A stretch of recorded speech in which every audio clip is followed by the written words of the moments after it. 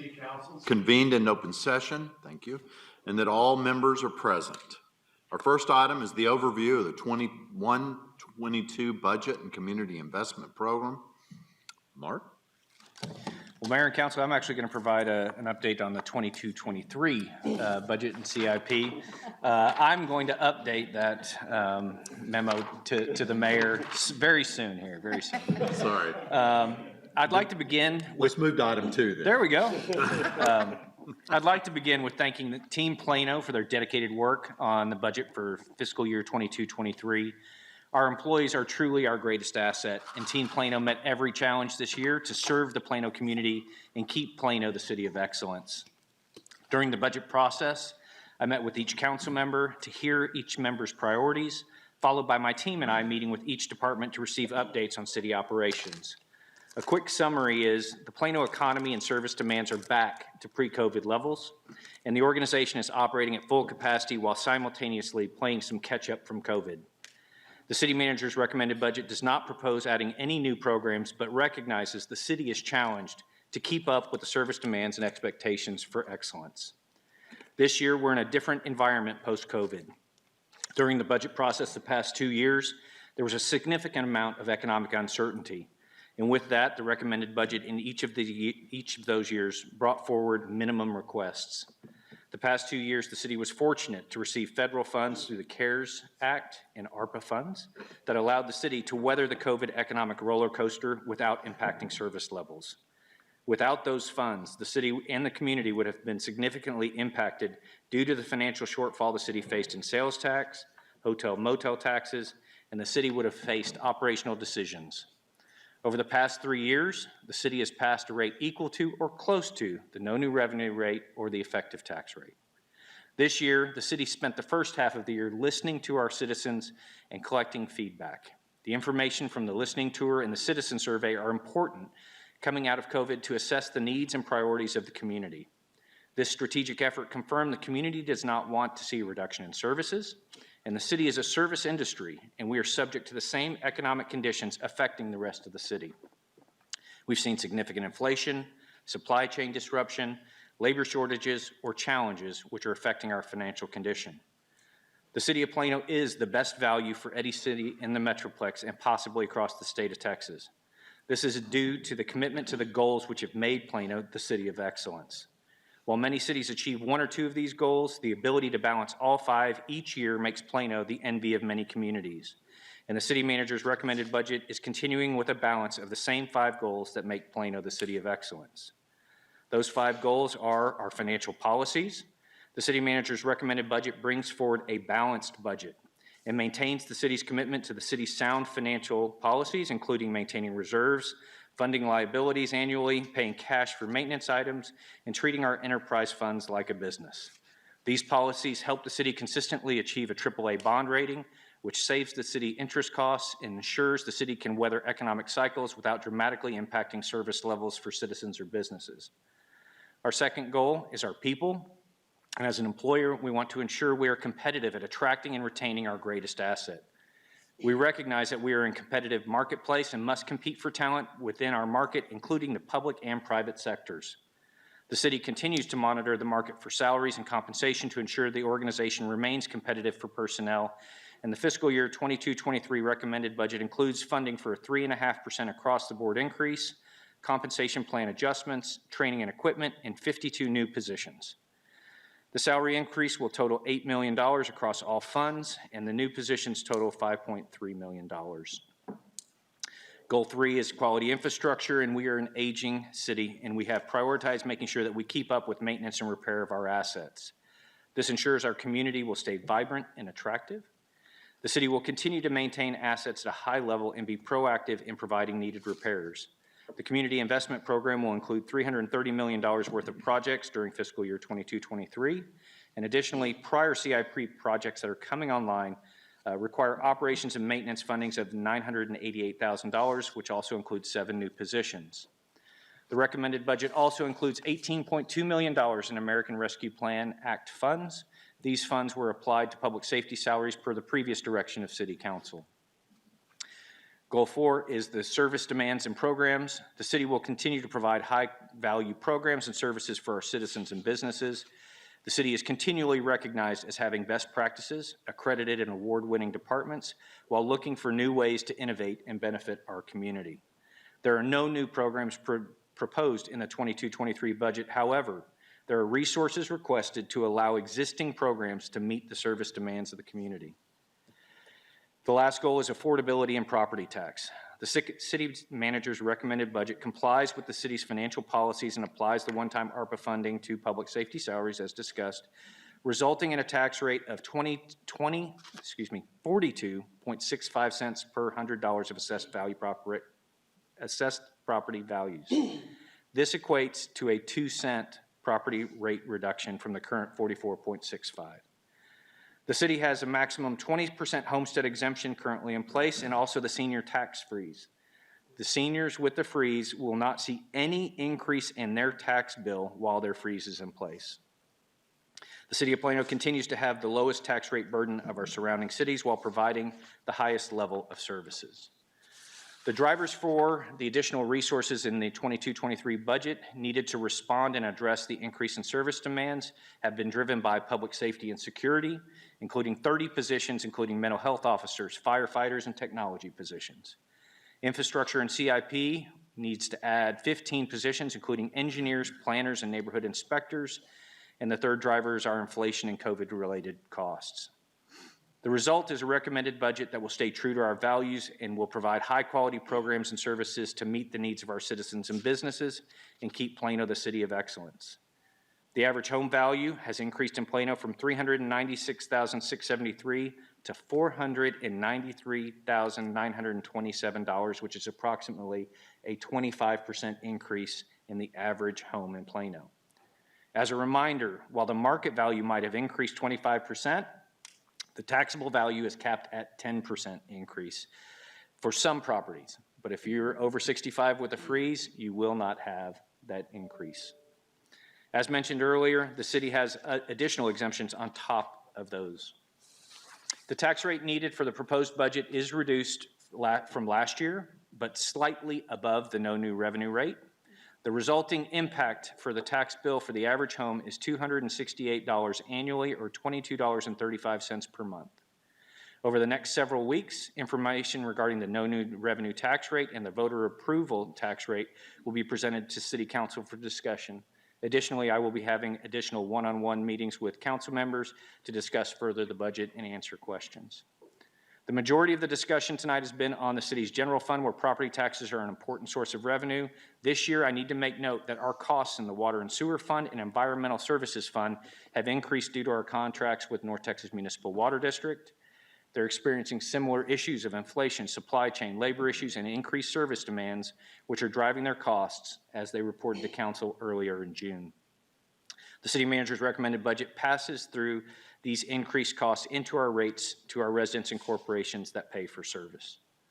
In conclusion, I want to thank our executive team for all their hard work, my deputies Shelley, Sam, and Jack for all their work putting this together, and I especially want to thank Karen Rhodes, Casey Schrader, and the entire budget team who worked tirelessly up until yesterday waiting for final numbers from one of our central appraisal districts to get this budget put together.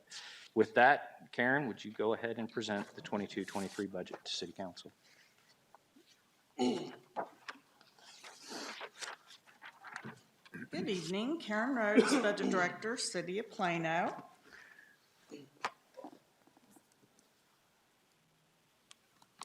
The document that's been posted out on the internet, we have the recommended budget that the city manager's gone over. We have also a proposed CIP that's totaling $330 million. The document this year is 563 pages long.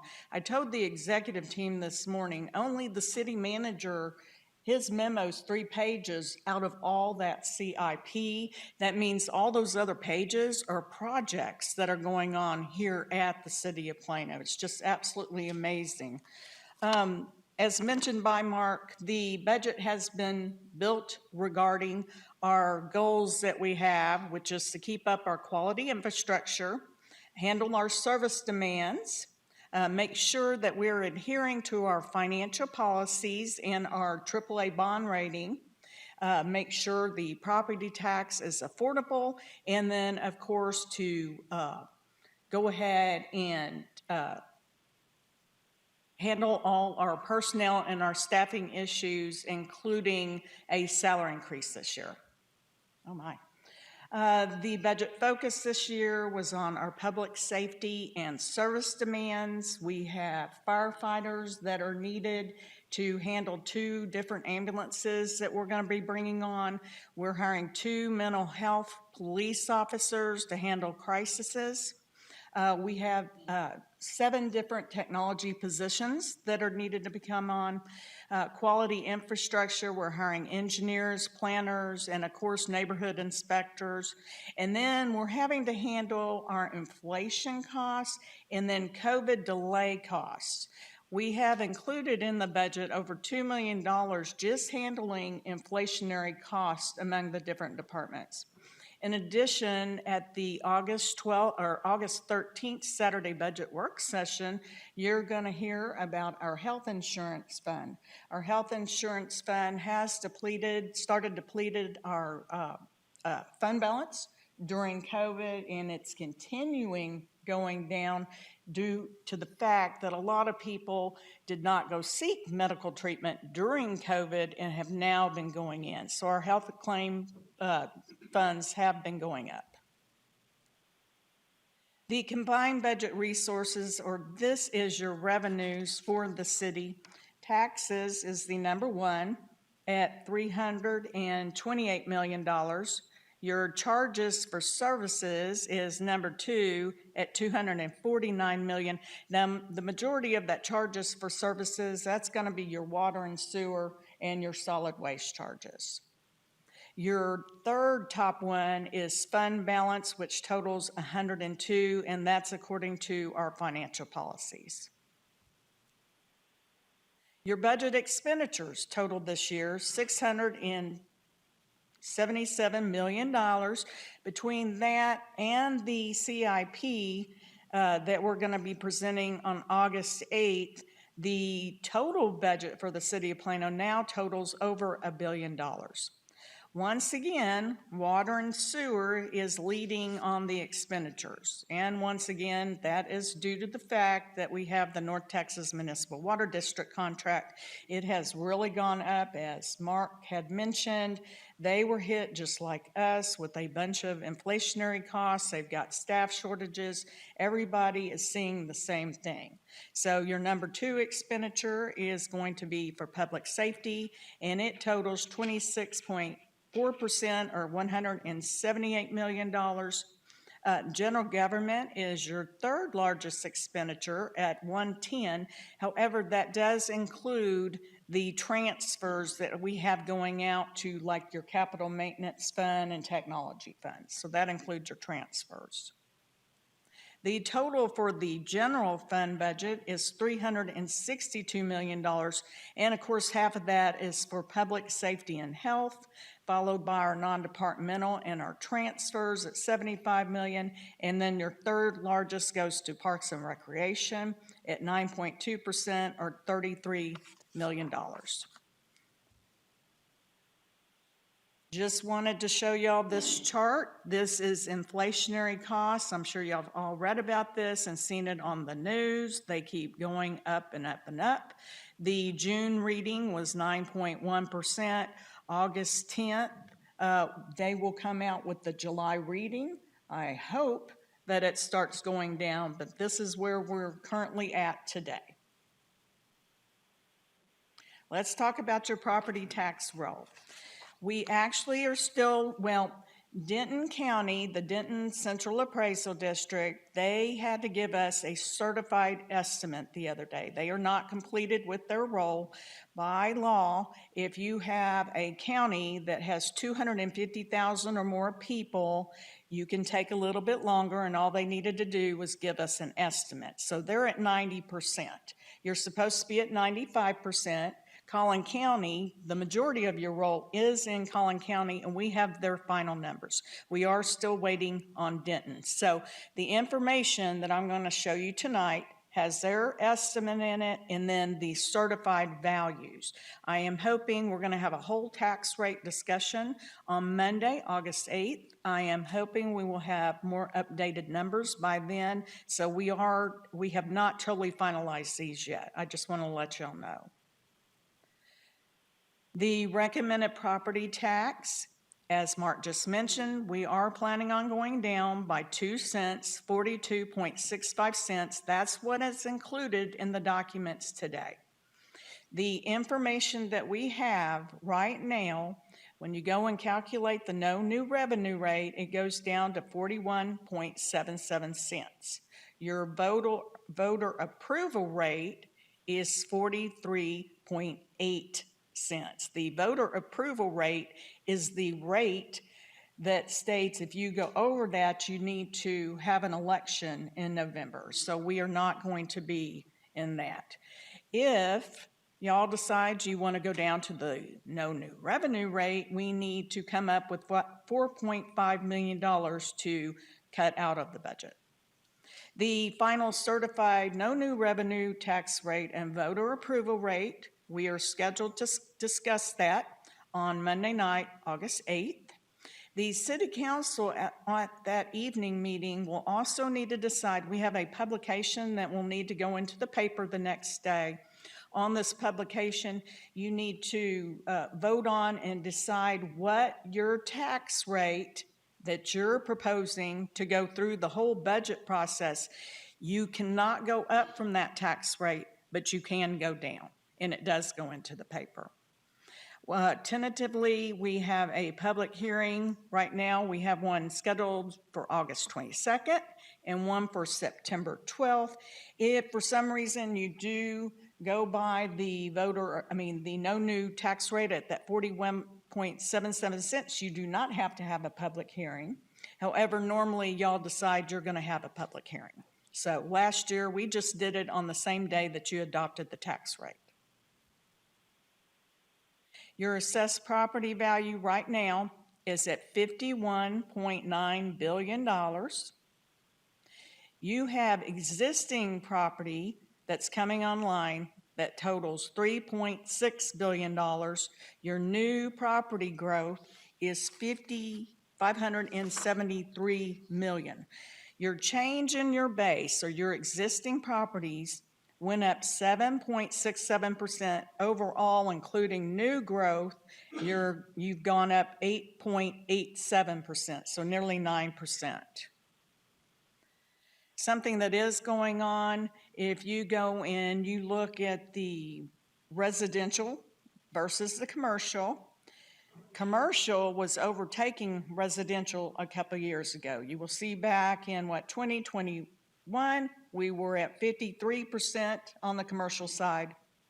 This year, we're at 52%. I don't know if y'all remember or not, but last year the commercial side did go down.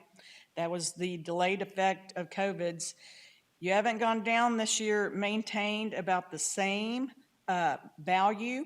However, on this 51%, you have gone down on the share that they are paying in on the property taxes, and residential's gone up.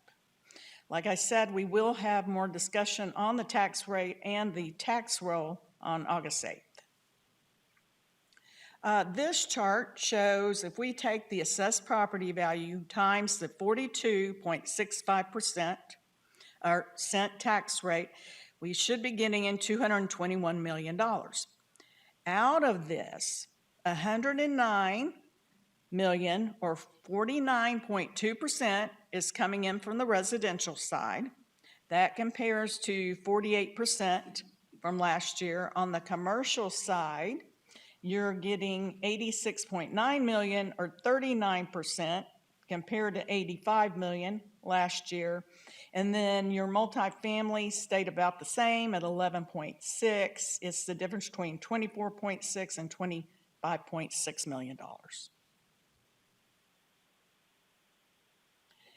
This is a look at your average home value that has gone up 25% this last year. This is something that's going on all over the North Texas area.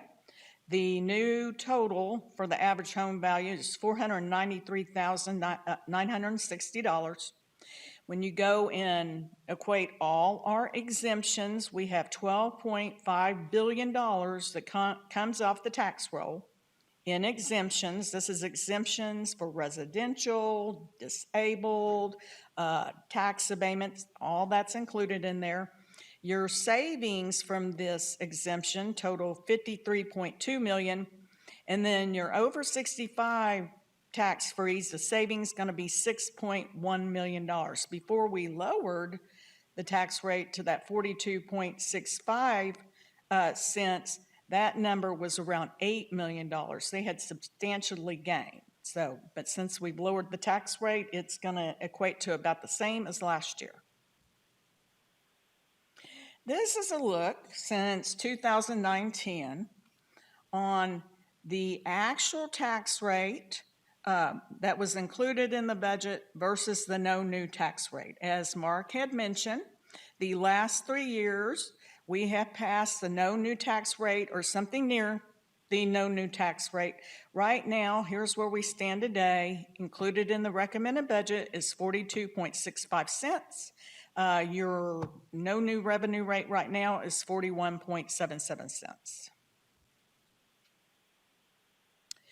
This is a look. It does not matter which way these numbers are ran. The average home value increasing in that size of amount, there is no way you would have to go down to a 35-cent tax rate in order for the citizens of Plano not to see an increase in their taxes. And of course, this is going to depend on what home they're living in and how much their value appraised for. But right now, according to the Central Appraisal District, last year our home was $396,000. It's $493,000. This year we have applied a 2-cent tax rate reduction.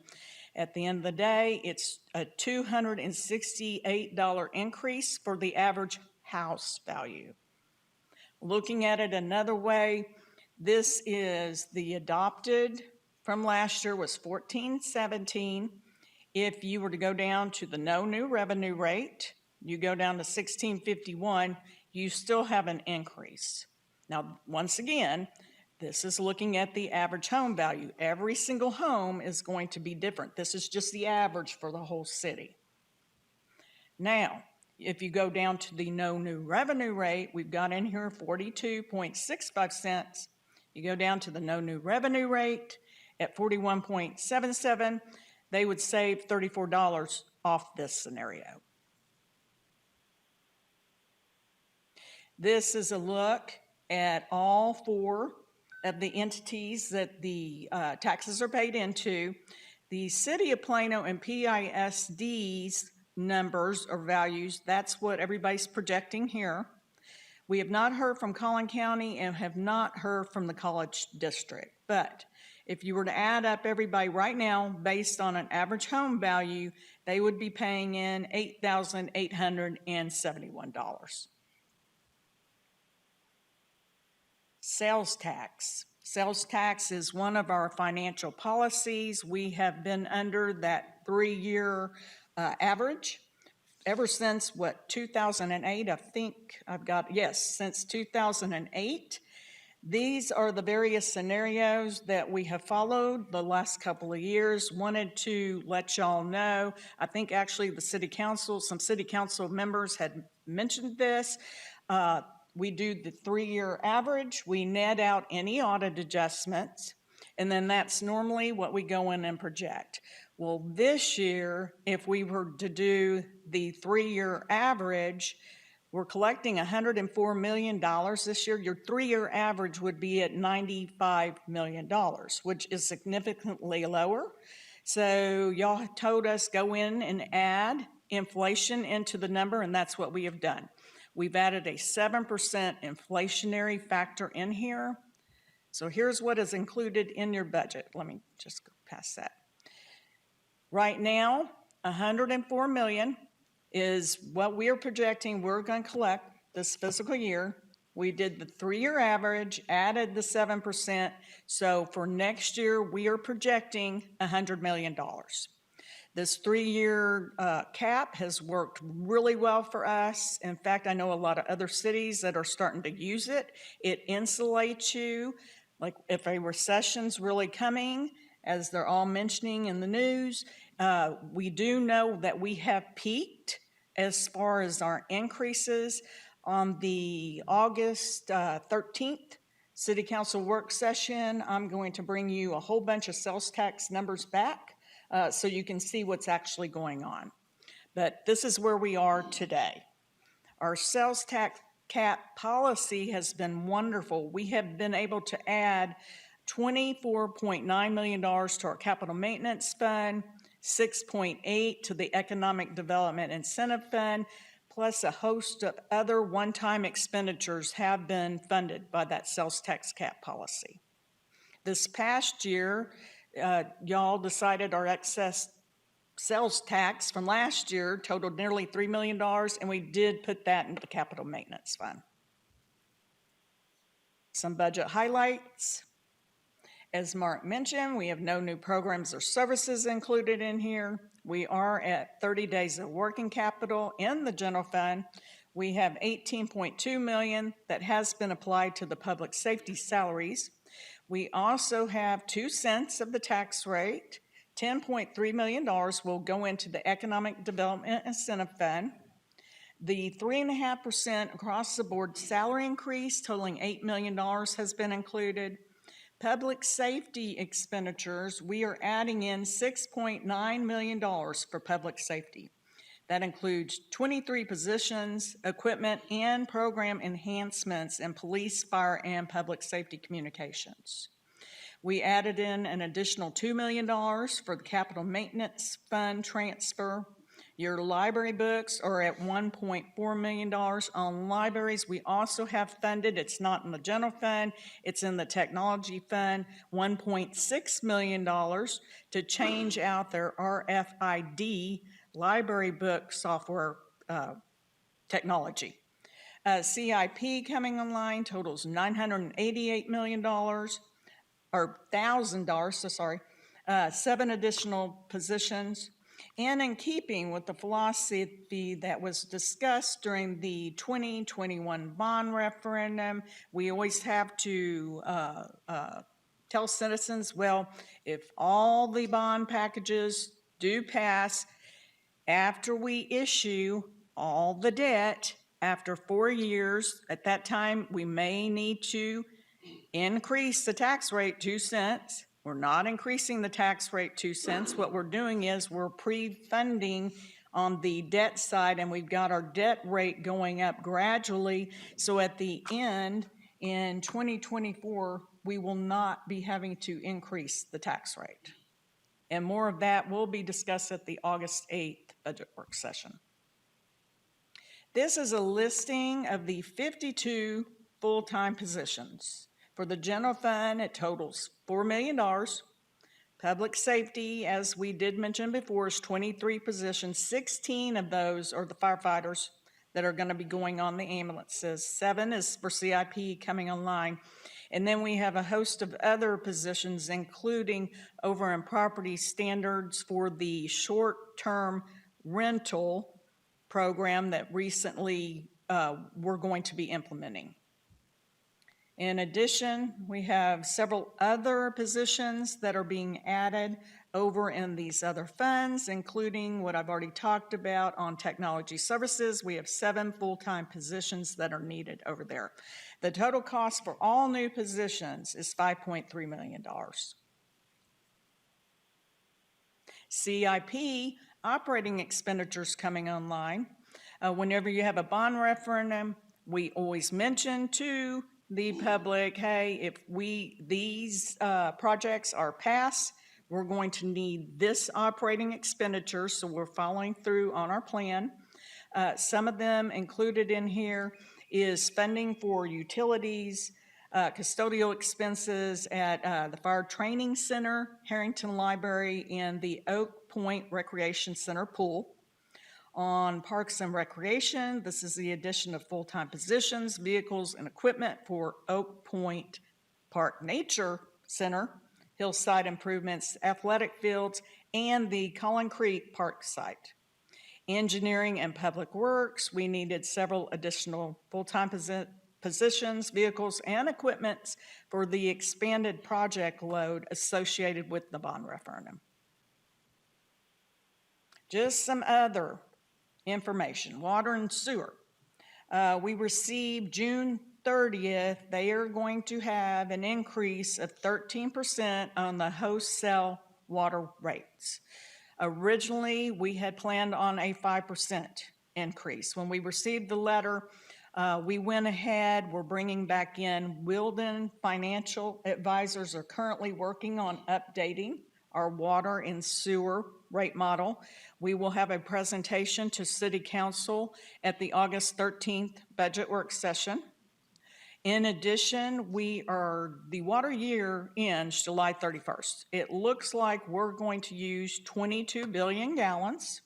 Last year we used 20. The year before we only used 18 billion gallons. The wastewater treatment and Upper East Fork Interceptor, let's go back real quick. Preliminary estimates are showing we're probably going to be increasing water rates by 9%. Originally, we had 5%, it's probably going to be 9%. Wastewater treatment in Upper East Fork Interceptor contract costs are going up by $4.3 million. Preliminary estimates show that we're going to need an 8% increase on wastewater. All the rate increases will be implemented on November 1st, 2022. In addition, the water and sewer CIP, which you will hear more about at the August 8th budget work session, we have been on the pay-as-you-go philosophy since 1993. Both funds, water and sewer, are starting to go in a deficit position. The pay-as-you-go, somehow we have got to start, if we increase the rates 1% more, which I know everybody would hate to do, somehow we've got to provide more funding to fund our capital projects. In order for us to get by this year, we are transferring $5 million from the general fund over to water and sewer. The sewer side of the equation during COVID, the last 2 or 3 years, we're finally back to pre-COVID levels. We were losing $4 to $5 million a year on that revenue source because of the schools being closed and commercials being closed. Anyway, we will have more discussion on that. The Environmental Waste Fund, we are needing a rate increase in there. They were in the deficit positions. The primary reasons: inflationary pressure, increase in their fuel costs, staffing shortages, and the rise in the equipment costs. In fact, on those trucks, we are having to pre-order a couple of years ahead of time on those trucks to lock in cheaper prices. You will hear more about this, though, at the August 13th budget work session. Right now, though, the 68-gallon cart, we're looking for a $1.43 per month increase.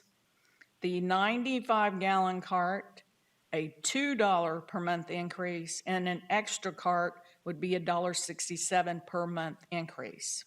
The fund, even after we include this revenue increase, is only at a day working capital. Our financial goal, our policy is at 15 days. They will be bringing back benchmark data. Most of the other cities will be going up at the same time, and we will have all that information for you. CIP, talked about a minute ago, $330 million. Street improvements is the main one at $127 million. Parks and Rec is $44.4 million. Water and sewer at $42.4 million. The municipal drainage, that $25.3 million, that is Collin Creek Mall. Municipal facilities at $25 million. Then we have technology at $9 million. Included in the budget is the principal and interest payment in order to issue a tax note, $9 million for several projects that you will hear more about for our technology projects. Anyway, it's a tax note. It would stem over 7 years, but we will be discussing more information on that. We plan on having a bond sale. As you know, we had the $364 million bond authorization. This is the second year that we will be implementing and working on the projects. The total for the bond sale that will happen next spring is $80.7 million. It's for parks and rec, maintenance facilities, lighting replacements, and community and neighborhood park renovations. On the street side, street repairs, residential streets, alley repairs, and on public safety, Fire Station 5 remodeling, and then the council chambers renovation. The capital maintenance fund, once again, this is one of our policies and our best practices. Now, this, I was like, Jason, what in the world? Look at the FY22. Our goal in this fund is to provide funding that's equal to 75% of the annual depreciation. The reason for that 96% is this works off revenue compared to the annual depreciation. We've had, last year we had excess sales tax go in there. This past year you had excess sales tax plus ARPA, the $8 million in ARPA. So that's what, it's just one-time thing. Anyway, next year we will go back down to the 76, 75% is where we want. Okay, let's talk about some dates. Of course, tonight we submit the recommended budget and CIP to y'all. We also will have it on the website in all libraries. In addition, we have updated our portal, the online portal through Socrata. That should be up and running tomorrow. August 8th, you will have a presentation regarding the proposed CIP, public hearing on the operating budget and community investment program. This is the evening where you will decide what the proposed property tax rate will be. It goes into the paper the next day, and you also will approve the certified tax roll that comes in from Collin County and Denton County. August 11th, we have a town hall meeting on the budget and CIP. August 13th, an all-day Saturday budget work session. This year, the last couple of years, we've been doing the grant funding for arts, social services, all that heritage preservation on Wednesday. It's been rocking and rolling pretty good, so we decided to move it to Saturday morning. So you have that to look forward to on Saturday. I have tentatively put in here the public hearing on the tax rate on August 22nd, which is a Monday. And then on September 12th, the council adopts the operating budget, CIP, and sets the tax rate. And whichever one you want, you can either have the tax rate on the 22nd or on the 12th. They changed that under Senate Bill 2. You only have to have one. And then, of course, the new fiscal year begins. Like I mentioned, all of this will be available at the libraries and on our website and the open budget web portal. And what questions do you have? Thank you, Karen. Any questions for Karen? Shelby? Karen, I want to take the opportunity to recognize you and the rest of staff, Denise, Mark, everybody who's contributed to this.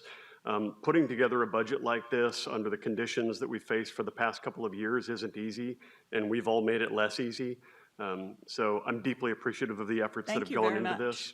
I'll pass it on. While of course I would love to see if we can come up with that extra $4.5 million to get the no new revenue rate, I want to state unequivocally that I am not willing to forego the 3.5% across the board pay increases. In the current inflationary environment, I'd like folks to recognize that even a 3.5% pay increase is actually a pay cut in real terms. So that's not something I'm willing to do without. Thank you for your comments. Thank you, Mayor. Councilman Riccadelli, sorry. Oh, no worries. Thank you, Mayor. And thank you, Karen, for that great presentation. And I want to echo what Councilmember Williams said. What you and Mark and your whole team have done in conditions that have been uncertain in a variety of ways to come up with a proposed budget is a remarkable accomplishment and a great starting point for this process. So thank you for your great work on that.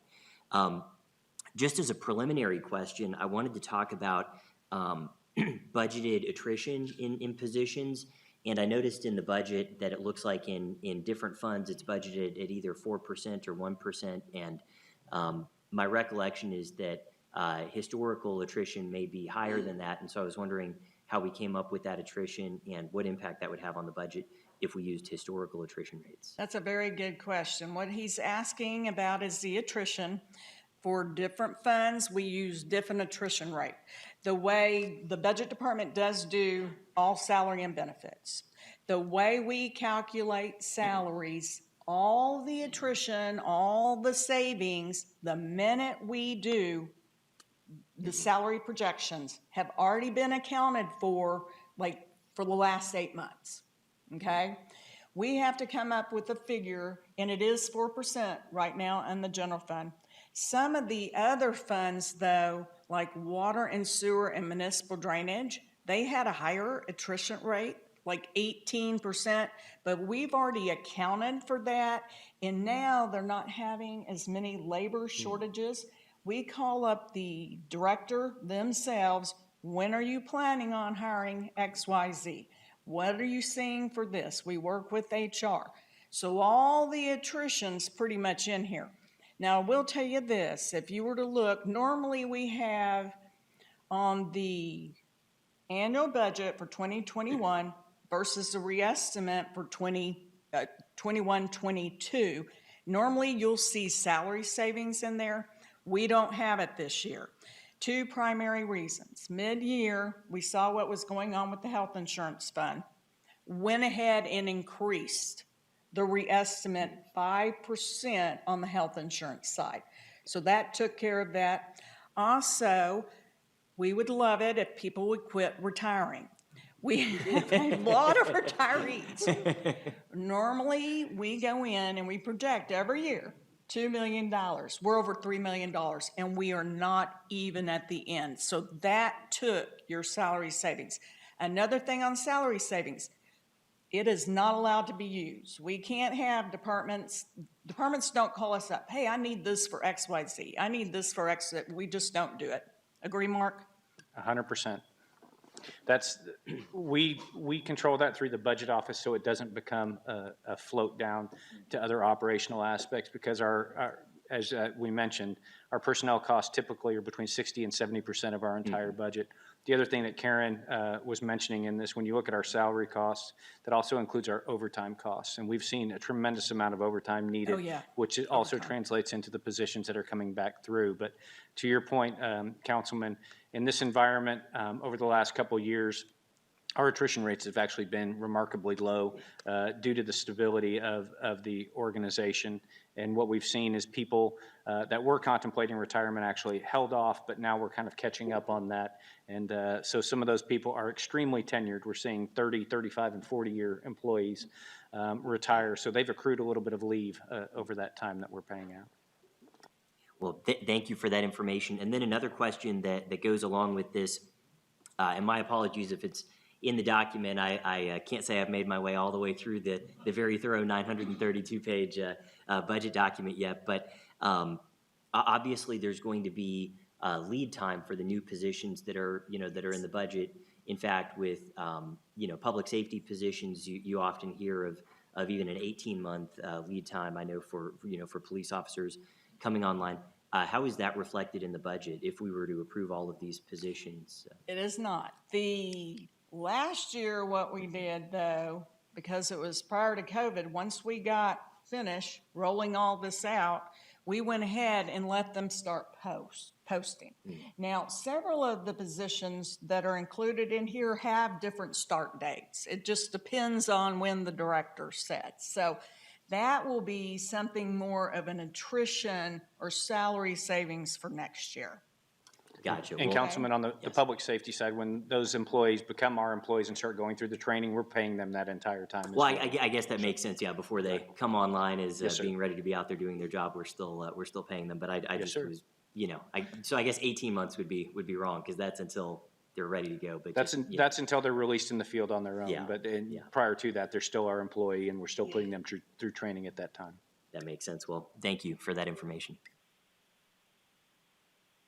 Mayor Pro Tem. And so you mentioned the decrease we had in our revenue sources for water and sewer during COVID. During that time, did all of our costs stay flat? No, we did receive, her question was the revenue loss on the North Texas Municipal Water District. What they do is, it goes by that annual. We lost money, though, on the wastewater side because people weren't flushing the toilets. It wasn't going anywhere. Anyway, they do send us back a credit.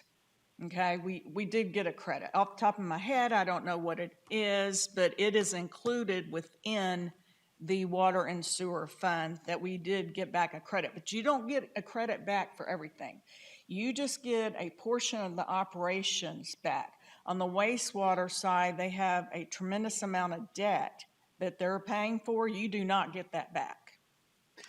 The proportion is typically on the chemicals and electricity side of things. It's a variable cost that they send back to us. And so that credit gets applied back in as soon as we receive it to the fund to lower the overall cost. So we don't set it aside as an operational way to spend that. We immediately put that towards the fund balance to be able to incorporate that into our next rate. So we're a year in arrears if you consider how that works. We get that credit, apply it, and it affects the rates that we achieve next year.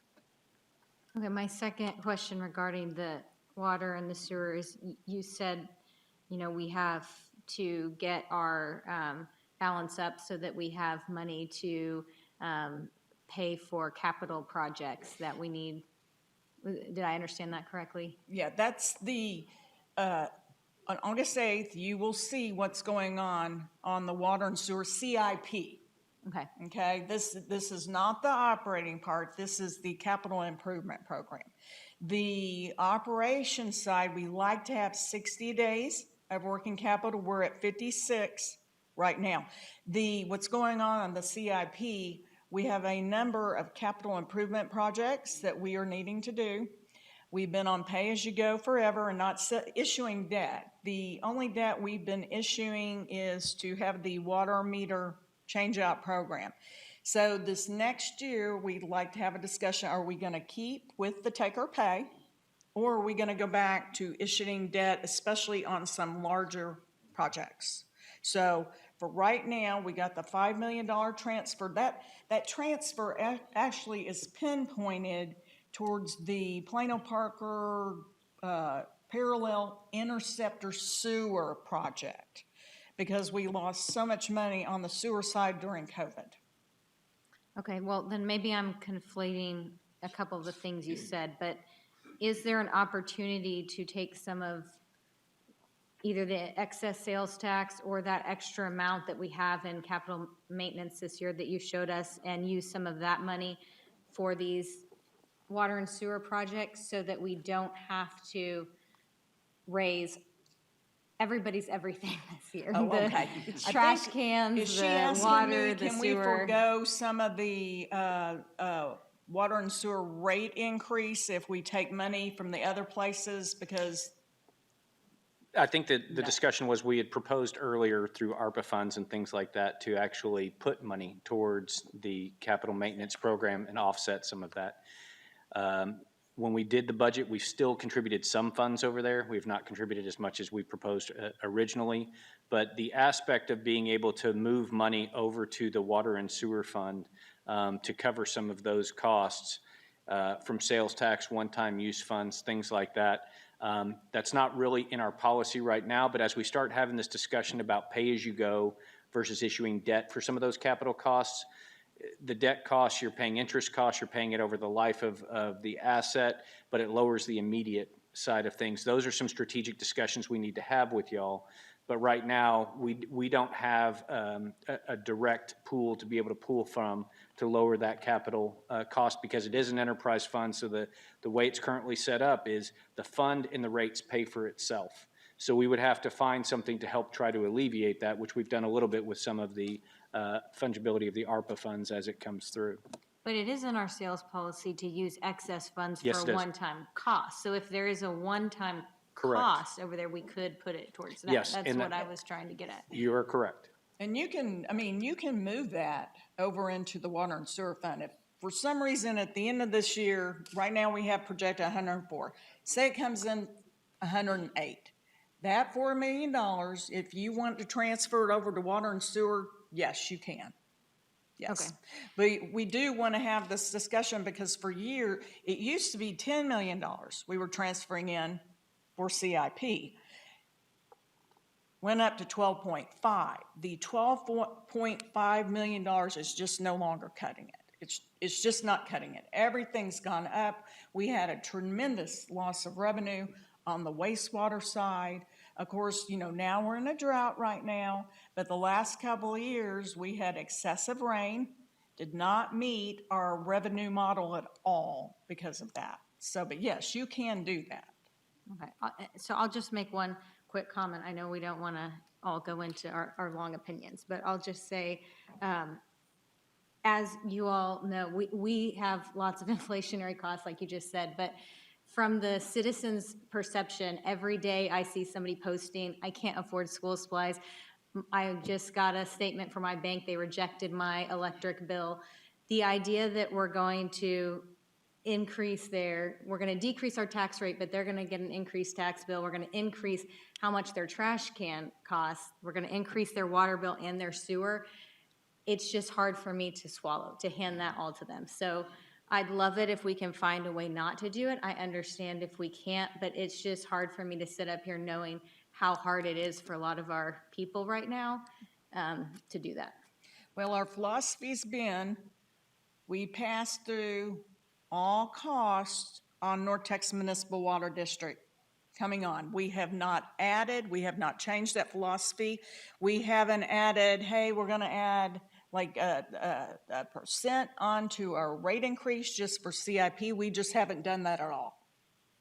Everything that will be coming forward to y'all August 13 is the direct result of the contract costs going up on the, from North Texas Municipal Water District. Mayor and Council, again, we're going to have some opportunities for some one-on-one, and trust me when I tell you that the affordability side of things is something we take serious.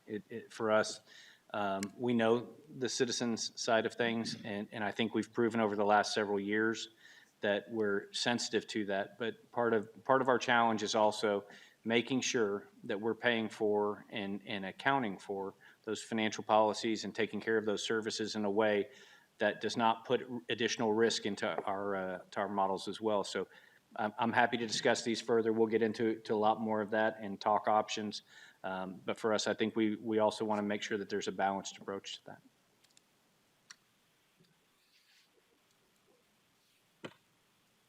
Thank you, Karen. Thank you. Appreciate Look it. forward to Look forward the to next couple of weeks. seeing you a lot in August. Yeah. Yeah. Okay, so we have one item that we just wedged in there just because we're trying to. I'm making use of your time, so I'm Because not we bringing you can, back. but hopefully this can be brief. So the rules and procedures discussion by city council. So Mayor and Council, we had a discussion several weeks ago where there was an amendment made or proposed for an item.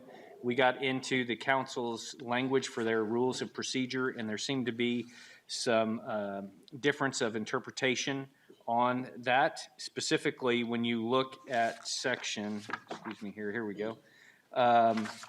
It is section B4, and you should have a laminated copy within your drawer. But it doesn't say before.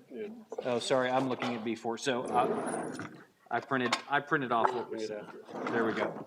So when you're looking at the motion to amend, and actually the paragraph above it in motions, it says, "A motion must receive a second from another member of city council before it may be discussed. If no second is received, the motion fails. No other motions can be considered until the first motion is voted on." That is the sentence, combined with the beneath section that says, "When a motion is on the floor, an amendment is offered, the amendment shall be acted upon prior to acting on the main motion." Those two seem to provide a little bit of confusion for council. And so we wanted to, the discussion was to bring this back so that we had clarity and there was a predictable process for considering motions.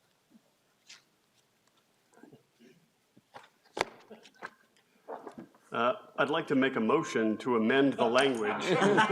Seriously. To amend the language, no other motions can be considered, to say no unrelated motions can be considered. I think that might clear up everything.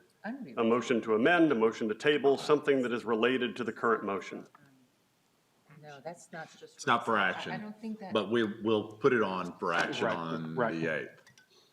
But that's my suggestion. Okay, I'm sorry, Mayor, was that the issue that we had? I mean, was that? Yeah, I think the question was there's in our policy or ordinance that it says one thing on the paragraph above, and then it says another thing on the motion to amend, and I think it's clearly confusing.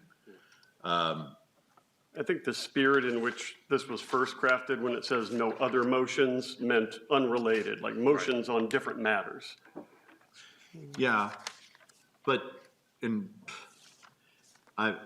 my confusion is in all my years of doing this, and I am not a Robert's Rules of Order scholar, but when there's a motion and a second, it seems to me that motion needs to be voted before any amendment can come. But Rick, I'm sorry, did you have something to say? You're on the right thinking. I was thinking, I think the intent when we adopted, these regulation procedures that we have here now was what we wanted to avoid was a motion second kind of just getting rushed in there and then not having to have other discussion. Yeah. So we said, we need to have a process, or we need to agree that someone can bring up an option to put an amendment on that, because once you get the motion second and we vote on it, it's done. So it's kind of irrelevant to be able to make an amendment afterwards, unless you have to go through the whole process again. So that was the intent, but I think you're right. The language is a little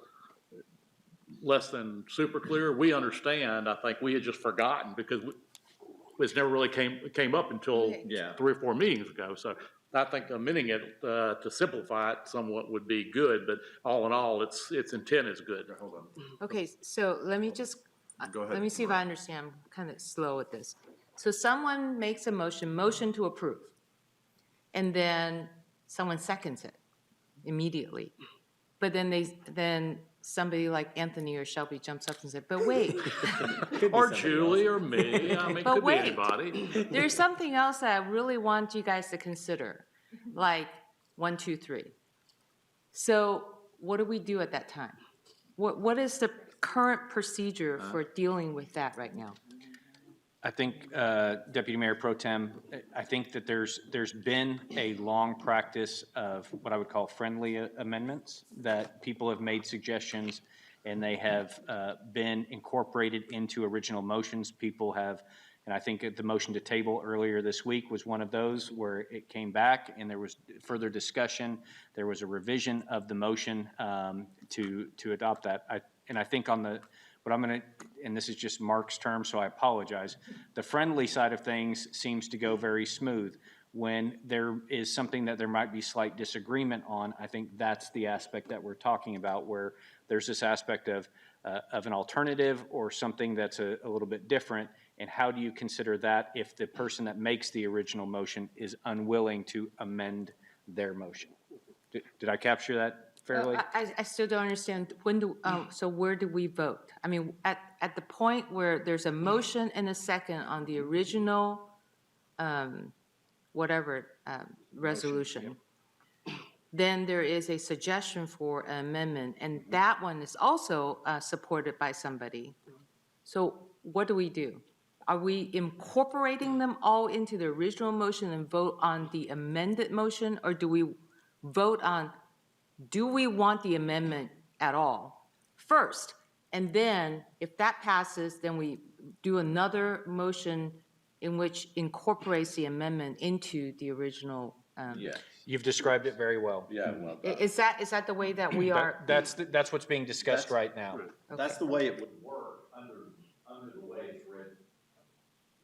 Anthony, I'm sorry. Oh, thank you, Mayor. So I was just going to say, I don't know if everyone had a chance to review the survey of other cities' rules that Mark sent out, but the vast majority of neighboring cities allow an amendment to be acted on before the main motion. And I think the spirit of that is what Councilmember Smith talked about. After the motion is passed, the amendment is now moot. So you really need to act on the amendment first. Support that. Our historical practice was out of the mainstream. I think this, and I recall the adoption of it the same way that Councilmember Smith does, the intent was to allow a vote on a motion to amend before the main motion is acted on.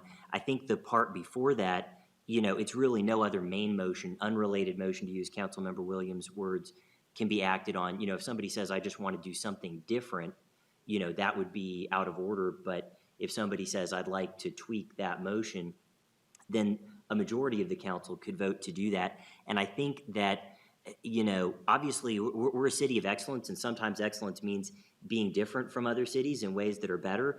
But going back to a system where there's no way to amend a motion once there's been a motion and a second, I think would not be better. It really makes it arbitrary, whoever gets the floor first and makes a motion.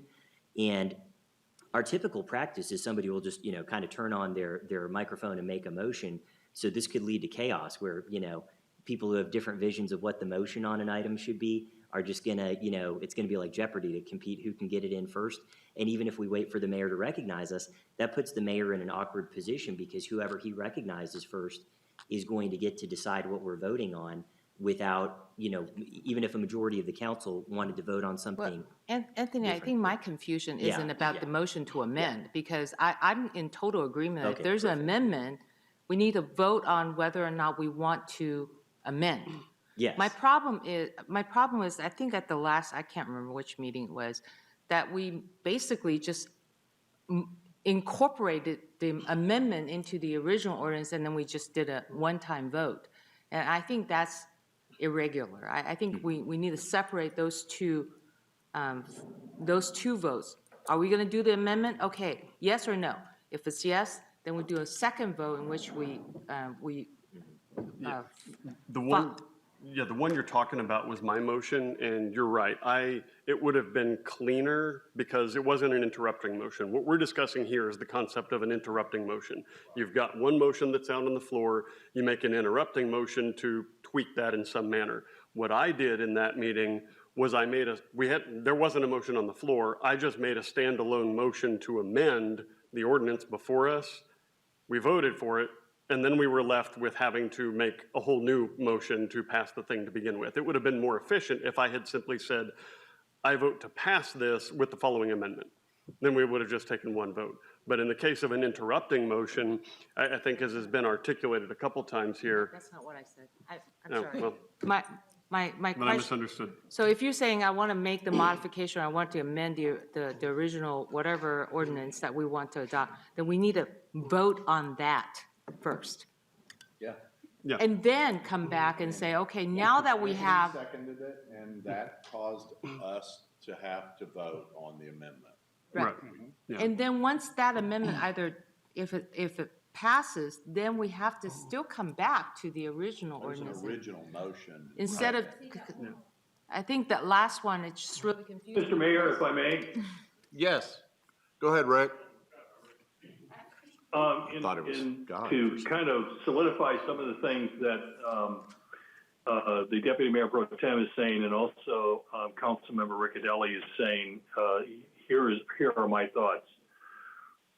If there is a motion on the floor and it is seconded, and another individual introduces an amendment to that motion, the amendment to the motion needs to be voted on So I make an amendment to the motion, and that amendment is seconded.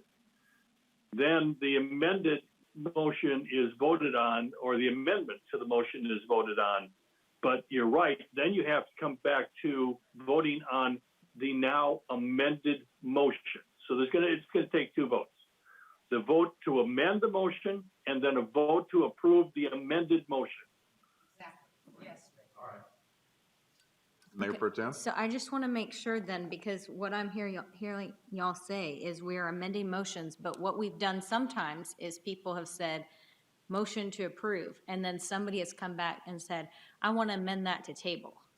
That's not really. No, it's different. That's completely different. That's completely changing the motion. And I don't want it to be where somebody says, no, I want to amend that to a motion to deny. That's completely changing it. If it's a motion to amend with a stipulation, that's one thing. But to come and say, no, we're going to motion to table this, I feel like that's taking advantage of the situation to try to get your yes. So I don't know how we keep that from happening, but that's what I'm uncomfortable with, because I know that has happened before. Well, again, if I may, Mr. Mayor, and then the point of the Mayor Pro Tem is making, which is also a very valid point, if a motion is made and seconded, and an individual wants to say, no, I'd like to change that to motion to table, you really have to vote on the motion and the seconding. And if it doesn't pass, then a motion to table can be made. But if it passes, then the motion to table is moot. Councilman Smith? Thank you, Mayor. And one other thing, and honestly, I don't remember if it's written in here, but one thing we had agreed upon, and Mayor, you've done a good job of in running the meetings, is that we had agreed that motion is made, second is made. Before we vote, though, the mayor will see if there's any other questions, any other council would like to comment. I think that's probably as important, because by doing that, there may be not a need to even have an amendment to the original motion there. So as long as we keep doing that, I think we're going to be in good shape too. Okay. Well, sorry. I'm sorry. Councilman Riccadelli. Thank you, Mayor. I was just going to say, I agree with the comments that have been made, what Mayor Pro Tem Prince said, and Councilmember Grady, and Councilmember Smith. I don't think changing it, from approved to deny or a motion to table would be appropriate. I think the situations where this would benefit us are like, the tattoo parlor in downtown Plano. There was kind of a debate, 2 versus 1, and we could have had a vote, 2 versus 1. Do we want to amend it to make it, just the 1 by right, or keep it 2 by right? And then, I can tell you that, I favored the 1 by right, but if we had had that vote, then, I would have felt like, okay, we decided that issue, and I would have voted in favor of it with the 2, because we would have had a forum to say, okay, we wanted 2 instead of 1. We understand. Do you understand This that? means you have to vote against the whole thing otherwise to, So Mayor and Council, Councilman Williams made a small adjustment that kind of flew by, but no unrelated motions, I think, is actually, rather than other unrelated, I think is a better word. And so we'll add on the motion to amend when a motion is on. So if we say no unrelated, I think that helps provide clarity. And it says the amendment shall be acted on prior to acting on the main motion.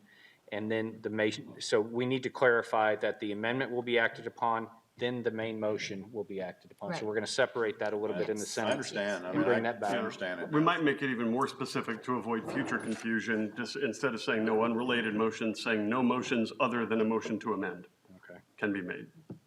And that pinpoints it. Yeah, that's good. Okay. Great suggestion. All right.